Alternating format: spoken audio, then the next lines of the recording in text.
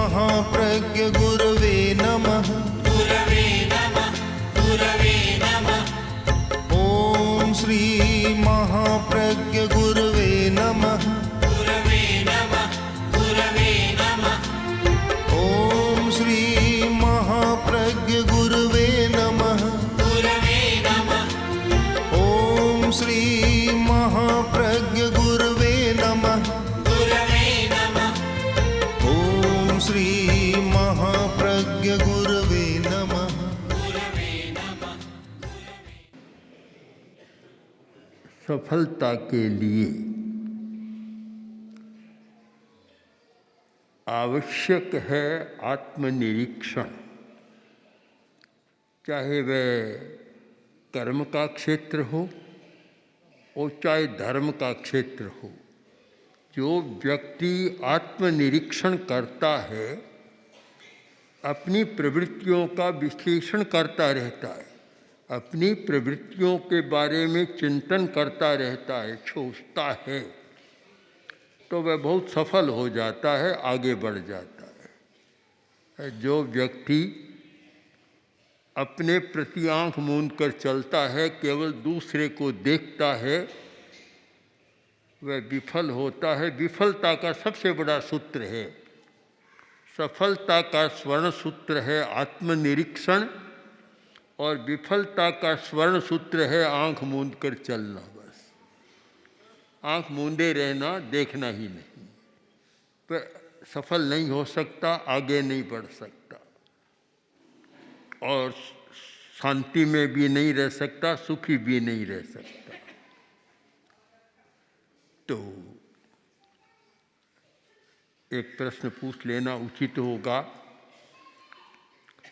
कि मेरा कषाय मंद है या तीव्र? कभी आत्मनिरीक्षण किया या नहीं किया? अगर किया है तो बहुत अच्छी बात है, नहीं किया है तो करना चाहिए, क्योंकि तीव्र कषाय वाला हिंसा में ज़्यादा जाता है, और कषाय मंद है वह अहिंसा की तरफ जाता है। अब पता कैसे चले,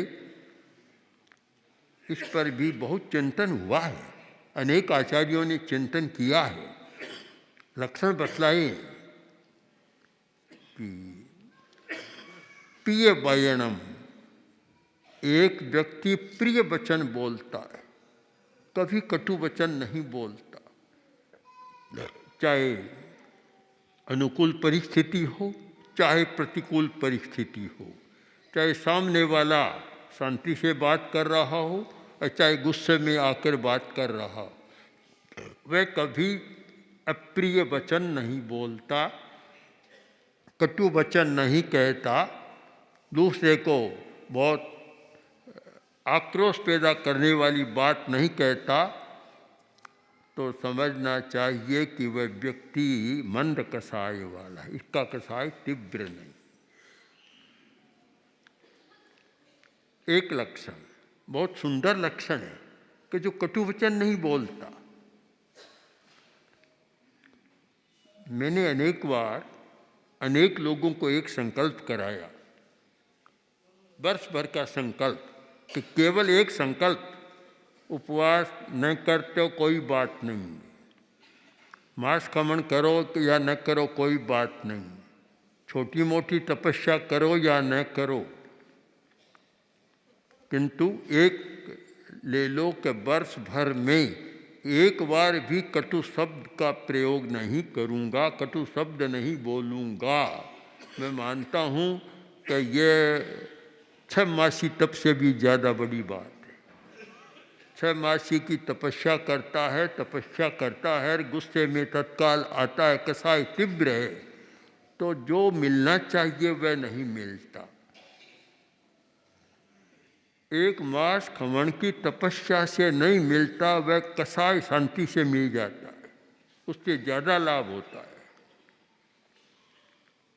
प्रसिद्ध बात है, सब जानते हैं कि वे धोबी और मुनि की टक्कर हो गई, और टक्कर लगी साधु तपस्वी था, गिर गया, उठा और उससे ही बोला अंधा है देखकर नहीं चलता। तो फिर धोबी कम क्यों था? वह बोला जब साधु ऐसी बात कहता है कि अंधा है देखकर नहीं चलता, तो धोबी ने दो चार बातें और सुना दी। काफ़ी टक्कर हो गई और अपने स्थान पर चले गए। साधु तपस्वी था, देवता भी उसके पास आता था, और जब स्थान में पहुंचा और शांत हुआ तब देवता आया और नमस्कार किया। मथेन बंदामी के देवानुप्रिय कहाँ चले गए आज? कहाँ? मैं तो कहीं नहीं गया था, आपके साथ ही था। नहीं नहीं, साथ कहाँ थे? साथ होते तो ऐसी दुर्घटना नहीं होती, धोबी मुझे पीटता नहीं। मेरी उसने तो जो कुछ कर दिया, मैं तो साथ था। तो जिस समय वह धोबी आए उस समय कि मुझे ये पता नहीं साथ क्या देखा, कि मैंने देखा कि दो चंडाल लड़ रहे। मैंने तो चंडालों की लड़ाई देखी थी। जब कसाय तीव्र होता है तो साधु को भी चंडाल कहने में संकोच नहीं होता। तीव्रता आती है उस समय साधु तो नीचे चला जाता है। तो प्रिय वचन, टक्कर लग गई तो लग गई, प्रिय वचन का प्रयोग हो, ये बहुत जरूरी है।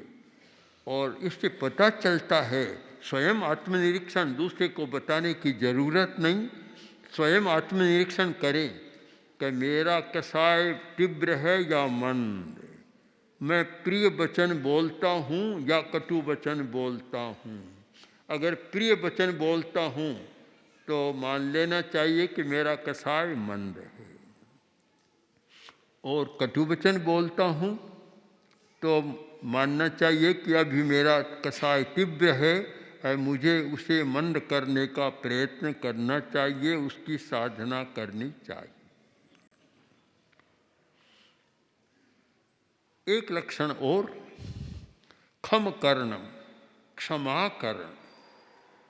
जो व्यक्ति क्षमा करना जानता है तो मानना चाहिए कि उसका कसाय मंद है। जो व्यक्ति क्षमा करना नहीं जानता, एक बार थोड़ी बात हो गई, गांठ खुलती नहीं है, स्मशान में खुलती है शायद, पहले खुलती नहीं, तो मानना चाहिए कसाय बहुत तीव्र है। और एक व्यक्ति ऐसा होता है कि कोई किसी से कुछ हो गया, 2 मिनट में बात समाप्त कर देता है, समाप्त करता है। क्षमा करना बहुत बड़ी बात है, बड़प्पन का लक्षण है और मंद कसाय का लक्षण है। किंतु एक बार हो गया, अब हम साथ रह ही नहीं सकते, बस साथ नहीं रह सकते, क्योंकि अब एक ऐसा हो गया। इस दुनिया में कहाँ जाओगे? दुनिया में जाओगे कहाँ? आखिर है कहाँ? सब जगह यह तो होता है कि आदमी आपस में बोलचाल करते हैं, लड़ते भिड़ते हैं, सब कुछ करते हैं, कहाँ जाएगा आदमी? क्षमा के बिना कोई साथ में रह नहीं सकते। चाहे पिता पुत्र है, माता पिता है, चाहे पति पत्नी है, भाई बहन है, कोई भी संबंध हो, चाहे मित्र हो, और चाहे भले ही साधु हो चाहे साध्वियाँ हो, समणियाँ हो, कोई भी हो, समण हो, कोई भी हो। आखिर दुनिया तो सीमित है, कितनी बड़ी है? बहुत बड़ी नहीं है। जहाँ अनंत अलोकाकाश है वहाँ लोकाकाश भी छोटा, और लोकाकाश में भी हिंदुस्तान छोटा। यह दुनिया छोटी है, हमारी आज की दुनिया आखिर 25,000 वर्ग मील और बहुत थोड़ी बहुत इधर उधर हो जाती है। बहुत छोटी दुनिया है, एक बिंदु सा है। यहाँ से देखें और जो खगोल शास्त्री देखते हैं सूक्ष्म दर्शनों के द्वारा, दूरदर्शन के द्वारा, तो असंख्य निहारिकाएं और सैकड़ों प्रकाश वर्ष की दूरी पर ग्रहों को देखते हैं। सैकड़ों प्रकाश वर्ष इतना बड़ा होता है कि जिसका गणित करना भी बड़ा कठिन है। इतनी दूरी पर ग्रह, नक्षत्र, निहारिकाएं, तो दुनिया कितनी बड़ी है, ये लोक कितना बड़ा है। तो हमारी दुनिया तो बहुत छोटी है, और साधु साधियों की दुनिया देखें तो बहुत ही छोटी है, बहुत छोटी है। तो उसी दुनिया में रहना है, उसके में रहना है, तो आखिर कहाँ जाएगा। अगर एक बात सीख ले कि कसाय को मंद करना है तो कहीं भी जाने की ज़रूरत नहीं। और उसमें ये दो बातें जो अभी बतलाई, एक तो प्रिय वचन का अभ्यास और एक क्षमा करने का अभ्यास। किसी ने कुछ किया, भूल हो गई, बस 2 मिनट में बात समाप्त।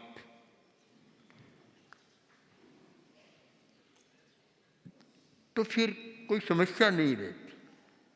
और जो क्षमा करना नहीं जानता, कसाय तीव्र है, उसका परिणाम क्या होता है। सबसे पहला परिणाम होता है तनाव। मस्तिष्क में तनाव का चक्र बनता है। तनाव, किसी ने कुछ कर दिया और वह क्षमा करना जानता है, तो उसके दिमाग में बात समाप्त हो जाती है, कोई तनाव नहीं होता। किंतु जो क्षमा करना नहीं जानता, उसके दिमाग में तनाव पैदा होता है, और वह तनाव फिर बीमारी पैदा करता है, संबंधों को बिगाड़ता है, आदत को भी बिगाड़ता है। बहुत महत्वपूर्ण बात है क्षमाकरण, क्षमा कर देना।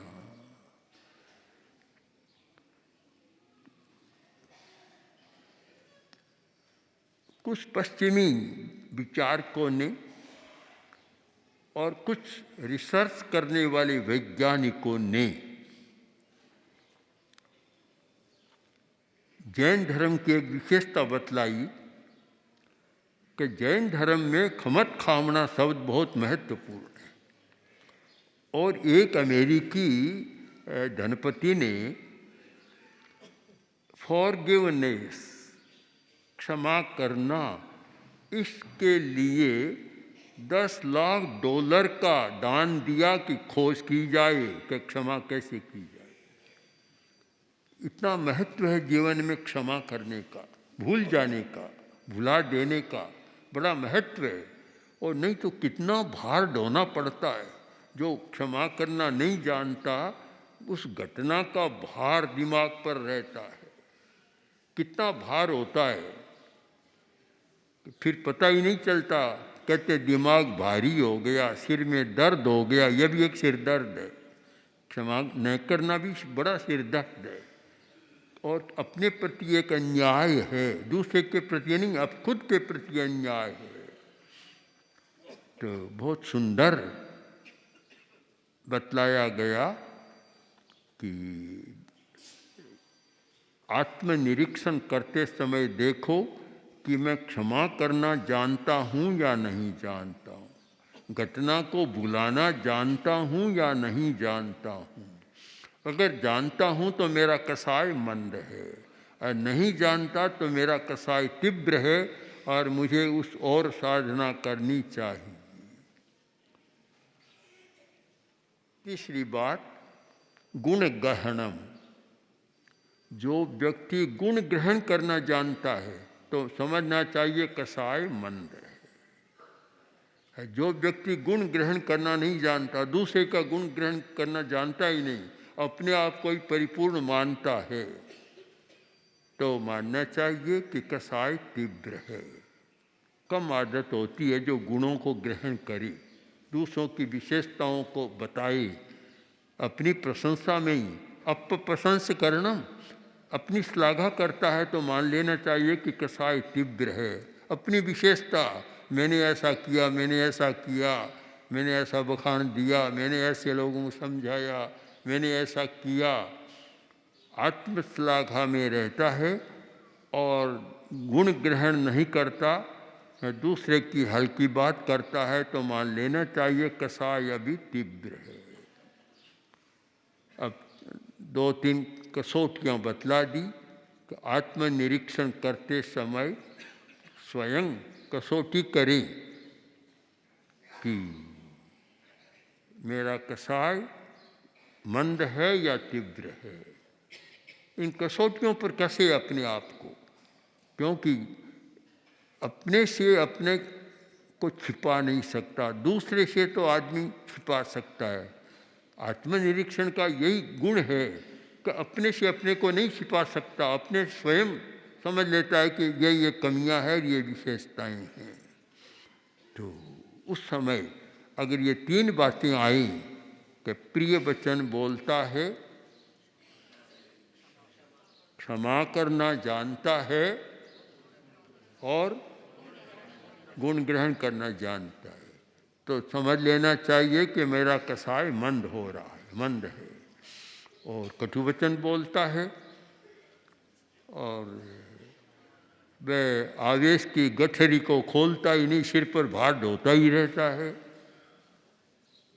और गुण ग्रहण करता नहीं, कोई न कोई कमी देखेगा दूसरे में, तो मान लेना चाहिए कि कसाय तीव्र है। बहुत सुंदर कसौटियाँ हैं, अपने आप को कसें, आत्मनिरीक्षण करें। और मानता हूँ कि आत्मनिरीक्षण 100 बीमारियों की एक दवा। कहते हैं ना कि 1 सूंठ की गांठ सबकी दवा, पंसारी की बात कहते हैं, किंतु वह तो है कि नहीं पता नहीं, किंतु ये आत्मनिरीक्षण तो शायद 100 बीमारियों की एक दवा है। जो व्यक्ति इसका प्रयोग करता है वह बहुत सफल होता है, आगे बढ़ता है, उसके विशेषताएं सामने आती है, योग्यता बढ़ती है। जो ऐसा नहीं करता वह जीवन भर कभी अपनी योग्यता को बढ़ा नहीं सकता, सफल नहीं हो सकता और शायद शांति से जी भी नहीं सकता। जिस व्यक्ति को शांति से जीना, योग्यता को बढ़ाना और सफलता के साथ जीवन जीना हो, उसे अवश्य ही आत्मनिरीक्षण का प्रयोग करना चाहिए। ओम ॐ श्री महाप्रज्ञ गुरवे नमः। गुरवे नमः गुरवे नमः ॐ श्री महाप्रज्ञ गुरवे